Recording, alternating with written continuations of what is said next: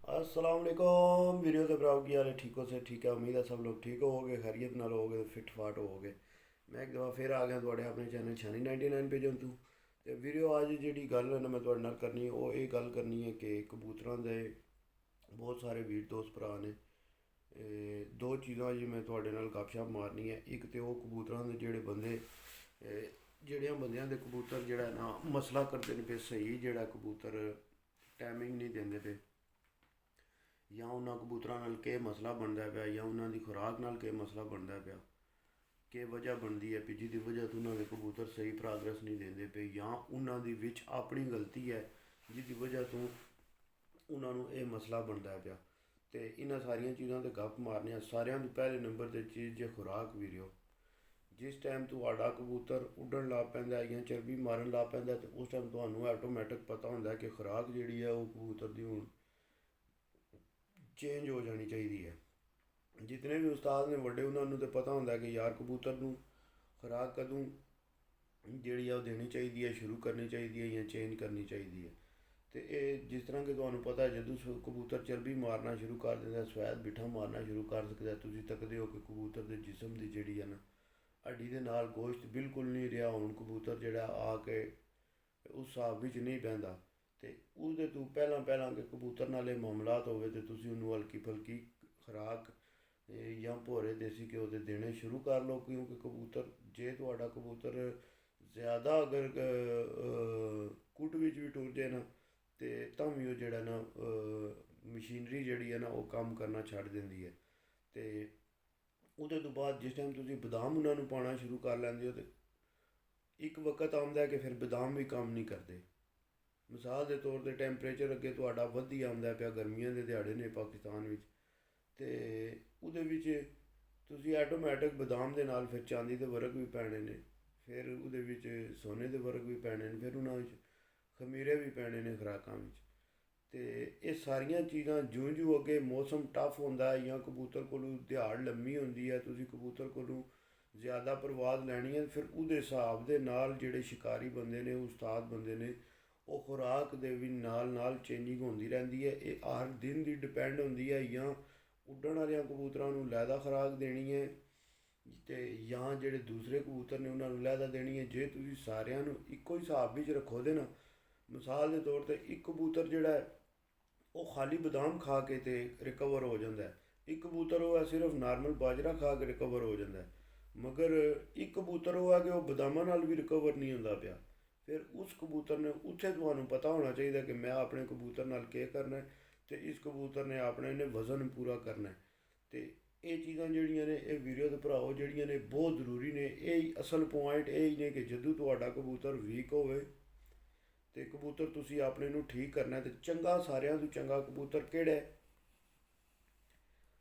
ਜਿਹੜਾ ਤੁਹਾਡਾ ਆ ਕੇ ਤੁਹਾਡੇ ਕੋਲੋਂ ਜਿਸ ਟਾਈਮ ਤੁਸੀਂ ਕਬੂਤਰ ਵਾਪਸ ਉੱਡ ਕੇ ਆਵੇ ਤੇ ਉਹ ਕਬੂਤਰ ਆਪਣਾ ਪ੍ਰਵਾਜ਼ ਨੂੰ ਬੋਝ ਨਾ ਸਮਝੇ। ਮੈਂ ਤੁਹਾਨੂੰ ਪਿਛਲੀਆਂ ਵੀਡੀਓ ਵਿੱਚ ਵੀ ਦੱਸਿਆ ਸੀ ਕਿ ਜਿਹੜਾ ਕਬੂਤਰ ਆ ਕੇ ਖੁੱਡੇ ਦੇ ਵਿੱਚ ਉਹਨੂੰ ਟੈਨਸ਼ਨ ਪਰੇਸ਼ਾਨੀ ਨਾ ਬਣਾਏ। ਇੱਕ ਕਬੂਤਰ ਆਉਂਦਾ ਉੱਡ ਕੇ ਆ ਕੇ ਬਹਿੰਦਾ, ਉਹ ਖੁੱਡੇ 'ਚ ਸਾਈਡ ਮਾਰ ਕੇ ਬਹਿ ਜਾਂਦਾ, ਉਹ ਸਮਝ ਲਓ ਕਿ ਕਬੂਤਰ ਕਿਸੇ ਕੰਮ ਦਾ ਨਹੀਂ ਜਿਹੜਾ ਆ ਕੇ ਸਾਈਡ ਮਾਰ ਕੇ ਬਹਿ ਜਾਂਦਾ।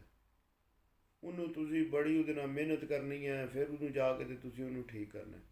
ਇਹ ਬੜਾ ਵੱਡਾ ਪੁਆਇੰਟ ਹੈ। ਜਿਹੜਾ ਕਬੂਤਰ ਉੱਡ ਕੇ ਆ ਕੇ ਪ੍ਰਵਾਜ਼ ਨੂੰ ਥਕਾਵਟ ਨਾ ਮਨਾਏ ਜਾਂ ਪ੍ਰਵਾਜ਼ ਨੂੰ ਕੰਮ ਨਾ ਸਮਝੇ, ਉਹ ਹੀ ਚੰਗਾ ਬਰੀਡਰ ਹੈ। ਤੇ ਇਹੋ ਜਿਹੇ ਹੀ ਬਰੀਡਰ ਕਬੂਤਰ ਦੇ ਬੱਚੇ ਲੈਣੇ ਚਾਹੀਦੇ ਨੇ, ਇਹੋ ਜਿਹੇ ਬਰੀਡਰ ਕਬੂਤਰ ਸਿਲੈਕਟ ਹੋਣੇ ਚਾਹੀਦੇ ਨੇ। ਫਿਰ ਇੱਕ ਕਬੂਤਰ ਉਹ ਹੈ ਕਿ ਜਿਹੜਾ ਇੱਥੇ ਪਰਫਾਰਮੈਂਸ ਕਰਦਾ ਪਿਆ, ਮਿਸਾਲ ਦੇ ਤੌਰ 'ਤੇ ਪਿੰਡ ਇਸਲਾਮਾਬਾਦ ਵੀ ਪਰਫਾਰਮੈਂਸ ਕਰਦਾ ਪਿਆ, ਲਾਹੌਰ ਵਿੱਚ ਜਾ ਕੇ ਨਹੀਂ ਕਰਦਾ ਪਿਆ, ਉਹ ਵੀ ਅੱਛਾ ਬਰੀਡਰ ਨਹੀਂ ਹੋ ਸਕਦਾ। ਇੱਕ ਕਬੂਤਰ ਉਹ ਹੈ ਜਿਹੜਾ ਲਾਹੌਰ ਵਿੱਚ ਪਰਫਾਰਮੈਂਸ ਕਰਦਾ ਪਿਆ ਮਗਰ ਪੰਜਾਬ ਵਿੱਚ ਆ ਕੇ ਜਾਂ ਪਿੰਡ ਇਸਲਾਮਾਬਾਦ ਵਿੱਚ ਆ ਕੇ ਪਰਫਾਰਮੈਂਸ ਨਹੀਂ ਕਰਦਾ ਪਿਆ, ਉਹ ਵੀ ਅੱਛਾ ਬਰੀਡਰ ਕਬੂਤਰ ਨਹੀਂ ਹੋ ਸਕਦਾ। ਬਰੀਡਰ ਕਬੂਤਰ ਉਹ ਹੈ ਵੀਡੀਓ ਦੇ ਭਰਾਓ ਜਿਹਨੂੰ ਕਿਸੇ ਜਗ੍ਹਾ 'ਤੇ ਵੀ ਲੈ ਜਾਓ, ਉਹ ਆਪਣਾ ਜਾ ਕੇ ਉਹ ਨਸਲ ਜਿਹੜੀ ਹੈ ਉਹ ਰਿਜ਼ਲਟ ਦੇ, ਭਾਵੇਂ ਹਿੰਦ ਹੋਵੇ ਭਾਵੇਂ ਸਿੰਧ ਹੋਵੇ। ਠੀਕ ਹੈ, ਇਹ ਦੋ ਚੀਜ਼ਾਂ ਅੱਜ ਮੈਂ ਤੁਹਾਨੂੰ ਦੱਸ ਛੜੀਆਂ ਨੇ ਕਿ ਕਬੂਤਰ ਜਿਹੜਾ ਬਰੀਡਰ ਦੇ ਵਿੱਚ ਇਹ ਦੋ ਨਵੇਂ ਪੁਆਇੰਟ ਮੈਂ ਤੁਹਾਡੇ ਨਾਲ ਅੱਜ ਸ਼ੇਅਰ ਕਰ ਛੜੇ ਨੇ। ਤੇ ਨਾਲ ਉਹਦੇ ਤੋਂ ਬਾਅਦ ਮੈਂ ਰਾਤੀ ਲੱਗਿਆ ਬਾਬਾ ਜੀ ਦੀ ਵੀਡੀਓ ਤੱਕਣ, ਹਾਜੀ ਸਾਹਿਬ ਤੇ ਬਾਬਾ ਜੀ ਦੀ ਮੈਂ ਵੀਡੀਓ ਤੱਕਣਾ ਹੁੰਦਾ ਬੜੇ ਸ਼ੌਕ ਨਾਲ, ਧਿਆਨ ਨਾਲ। ਤੇ ਰਾਤੀ ਲੱਗੇ ਹਾਜੀ ਸਾਹਿਬ ਲੱਗੇ ਕਬੂਤਰਾਂ ਨੂੰ ਜਿਹੜਾ ਨਾ ਕਪੈਕਸ ਪਾਊਡਰ ਮਾਰਦੇ ਪਏ ਮੱਖੀਆਂ ਵਾਸਤੇ। ਕੁੱਤਾ ਮੱਖੀ ਜਿਹੜੀ ਹੈ ਨਾ ਆ ਜਾਂਦੀ ਹੈ ਕਬੂਤਰਾਂ ਦੇ ਵਿੱਚ, ਤੇ ਉਹ ਲੱਗੇ ਤੇ ਉਹ ਮੈਂ ਰਾਤੀ ਨਾ ਉਹ ਵੀਡੀਓ ਵਿੱਚ ਮੈਂ ਥੱਲੇ ਕਮੈਂਟ ਵੀ ਕੀਤਾ। ਮੈਂ ਆਖਿਆ ਬਈ ਸੁਬਾਹ ਮੈਂ ਤੁਹਾਨੂੰ ਇੱਕ ਵਾਕਿਆ ਸੁਣਾਉਂਦਾ ਜਿਹਦੇ ਵਿੱਚ ਜਿਹੜਾ ਨਾ ਕਬੂਤਰ ਨੂੰ ਕੁੱਤਾ ਮੱਖੀ ਜਿਹੜੀ ਆ ਉਹ ਕੀ ਕਰ ਸਕਦੀ ਹੈ। ਇਹ ਬਾਜ਼ੀਆਂ ਸੀ 2014 ਦੀਆਂ 13-14 ਦੀਆਂ ਬਾਜ਼ੀਆਂ ਸੀ ਮੇਰਾ ਖਿਆਲ ਹੈ। ਤੇ ਉਸਤਾਦ ਬਿੱਲਾ ਉਸਤਾਦ ਇੱਕ ਪਰਕਊ ਉਹਦੀ ਛੱਤ 'ਤੇ ਅਸੀਂ ਸਾਰੇ ਆਉਂਦੇ ਜਾਂਦੇ ਬਹਿੰਦੇ ਖਲੋਂਦੇ ਸੀ।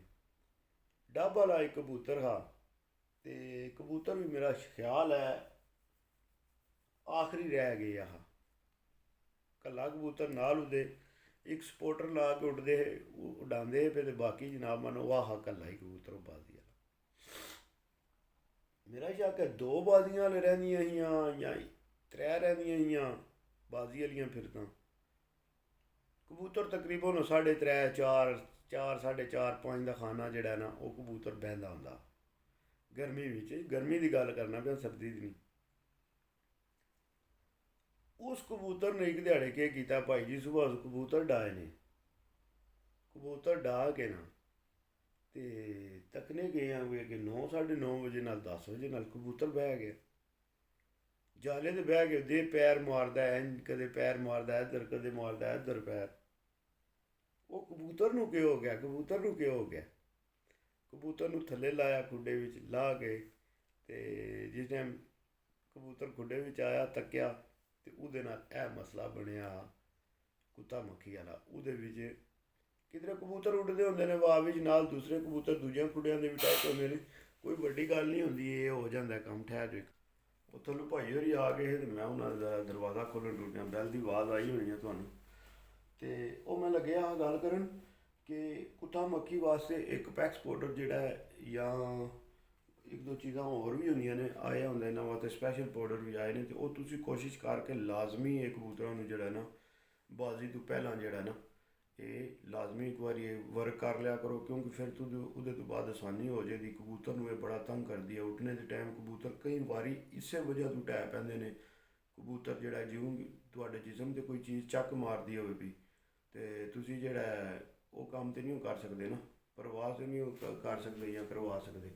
ਤੇ ਇਸ ਗੱਲੇ ਕੋਸ਼ਿਸ਼ ਕਰਕੇ ਜਿਤਨੇ ਵੀ ਭਰਾ ਉਹ ਤੁਸੀਂ ਇਹਨਾਂ ਚੀਜ਼ਾਂ ਦਾ ਧਿਆਨ ਰੱਖਿਆ ਕਰੋ। ਆ ਜਾਓ ਭਾਈ ਸਾਹਿਬ ਵੀ ਸਾਡੇ ਆ ਗਏ ਨੇ। ਤੇ ਚਲੋ ਠੀਕ ਹੈ ਵੀਡੀਓ, ਮਿਲਦੇ ਹਾਂ ਤੁਹਾਨੂੰ ਅਗਲੀ ਵੀਡੀਓ 'ਚ। ਫੀਮਾਨ ਅੱਲਾਹ, ਪਾਕਿਸਤਾਨ ਜ਼ਿੰਦਾਬਾਦ, ਯਾ ਸਲਾਮਤ ਸੁਹਬਤ।